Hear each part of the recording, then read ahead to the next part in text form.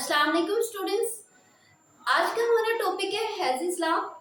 हैज़िस students एक doctor भी था और एक साइंटिस्ट भी।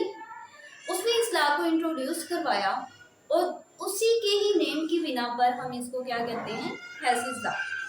हैज़िस लॉ को अगर बोर्ड के लिहाज से देखा जाए तो स्टूडेंट्स ये एज अ लॉ क्वेश्चन के हवाले से बहुत इंपॉर्टेंट है।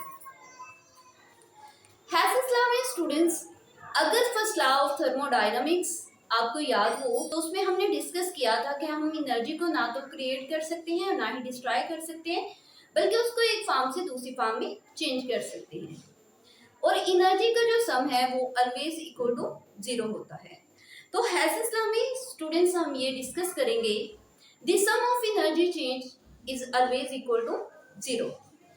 नेक्स्ट स्टूडेंट्स, हमें हैज़िस लॉ की क्यों जरूरत पेश आई या हैज़िस लॉ को हम क्यों स्टडी करते हैं।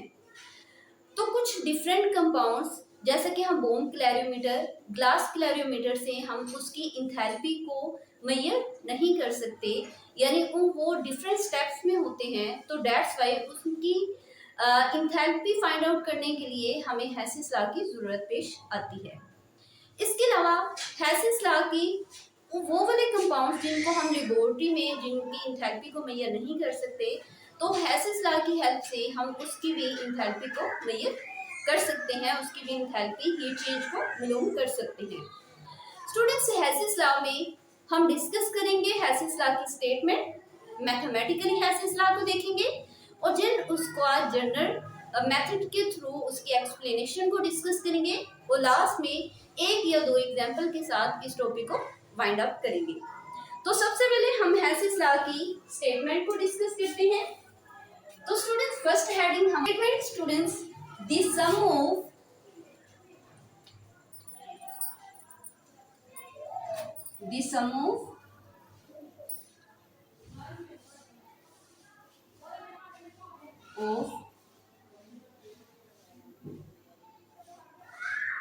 enthalpy change in closed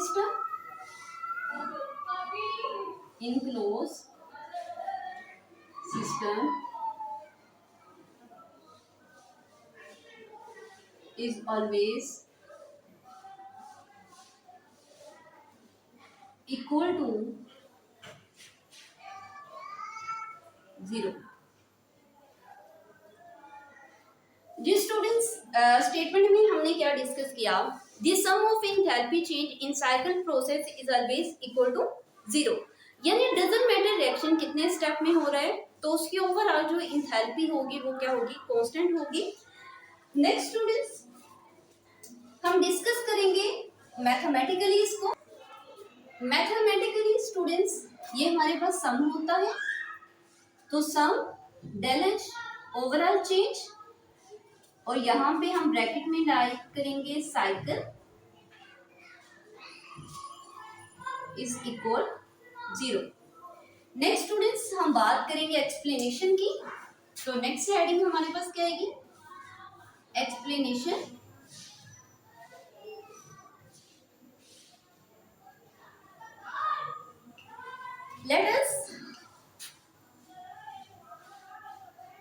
let us A convert into B। Students first round में A जो है वो कन्वर्ट होगा B में, and in second round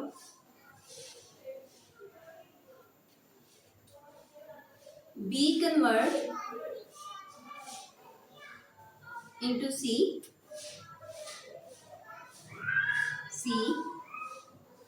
and in third round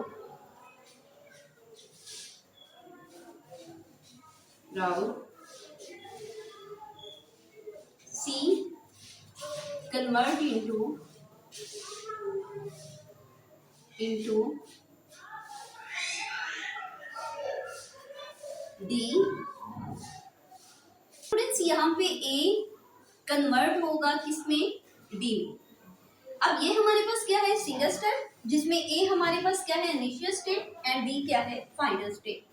अब students initial and final state में जो एनर्जी चेंज होगा, ये जो एनर्जी चेंज होगा या इंथैल्पी चेंज होगा, उसे हम रिप्रेजेंट करेंगे डेल एस। अब इसमें हम डिफरेंट स्टेप्स को देखेंगे। ए कन्वर्ट फर्स्ट होगा बी में, एंड बी कन्वर्ट होगा सी में, एंड सी देन कन्वर्ट होगा डी में। तो यहाँ पे हमारे पास चेंज इन इंथैल्पी आएगा del H one, del H two and del H three. According to Hess's law, Hess's law के अकॉर्डिंग सम होगा डेल एच इक्वल होगा students del H one, del H two and del H three. यानी अगर हम cyclic process में देखें तो cyclic process में जो इंथैल्पी चेंज है, हीट चेंज है, वो ऑलवेज इक्वल होगा जीरो में। अब यहाँ पे ए हमारे पास क्या है, इनिशियल स्टेट, एंड डी क्या है, फाइनल स्टेट। तो डजंट मैटर ये कितने स्टेप में ये रिएक्शन हो रहा है, हम जस्ट देखेंगे डेल एच को, ये जितने भी स्टेप में रिएक्शन हो रहा है इसमें change in heat always equal होगा डेल एच के। तो नेक्स्ट स्टूडेंट्स इसी को हम एग्जाम्पल के साथ डिस्कस करेंगे। तो नेक्स्ट हेडिंग हम देंगे एग्जाम्पल की।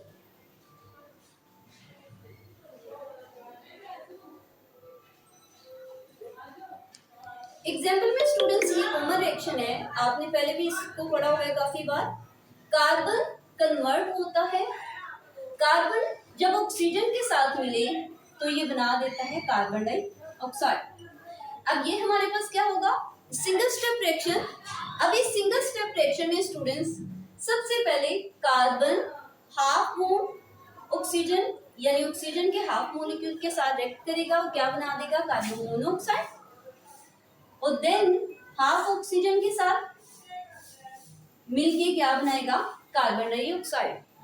ये हमारे पास रिएक्शन होगा डेल एच, ये रिएक्शन होगा डेल एच वन, एंड ये हमारे पास क्या होगा स्टूडेंट्स, डेल एच टू। तो ओवरऑल इसके रिएक्शन को अगर हम देखें, डेल एच इक्वल है del H one plus del H two के। अब स्टूडेंट्स कार्बन जब ऑक्सीजन के साथ रिएक्ट करके कार्बन डाइऑक्साइड बनाता है तो इस दौरान चेंज इन हीट होगा -393.7 किलोजूल पर मोल। अब स्टूडेंट्स जब कार्बन मोनोऑक्साइड ऑक्सीजन के साथ रिएक्ट करके कन्वर्ट होगा कार्बन डाइऑक्साइड में, तो इसमें चेंज इन हीट होगा -283 किलोजूल पर। नेक्स्ट स्टूडेंट्स जब कार्बन हाफ ऑक्सीजन के साथ रिएक्ट करके बनाएगा कार्बन मोनोऑक्साइड, तो इसमें चेंज इन हीट हमें नहीं पता। तो इसमें हेल्सिस लॉ के अकॉर्डिंग हम चेंज इन एंथैल्पी या चेंज इन हीट को कैसे फाइंड कर सकते हैं, तो हम इस फॉर्मूले में वैल्यूज को पुट करेंगे।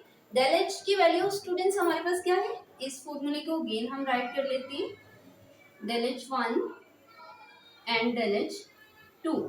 तो हमने फाइंड क्या करना है, डेल एच वन, तो इसको हम बाहर निकालेंगे, डेल एच वन, तो ये स्टूडेंट्स प्लस है तो इधर आके माइनस हो जाएगा, minus del H two. Del H की वैल्यू स्टूडेंट्स हमारे पास क्या है, -393.7 kilojoule per mole, and then minus, और अगेन हम माइनस लगाएंगे 383 किलोजूल पर मोल। अब स्टूडेंट्स ओवरऑल अगर हम इसकी चेंज डेल एच वन की वैल्यू देखें तो वो हमारे पास आंसर क्या आएगा, -110.7 किलोजूल पर मोल। जी स्टूडेंट्स, इस टॉपिक में हमने हेसिस लॉ की स्टेटमेंट को डिस्कस किया, जिसमें हमने ये देखा sum of enthalpy change in close system के क्लोज सिस्टम में इंथैल्पी चेंज ऑलवेज इक्वल होता है जीरो के, यानी डजंट मैटर रिएक्शन कितने स्टेप में हो रहा है ओवरऑल उसकी अगर हम इंथैल्पी चेंज को देखें तो इंथैल्पी चेंज हमारे पास क्या होगा, जीरो होगा।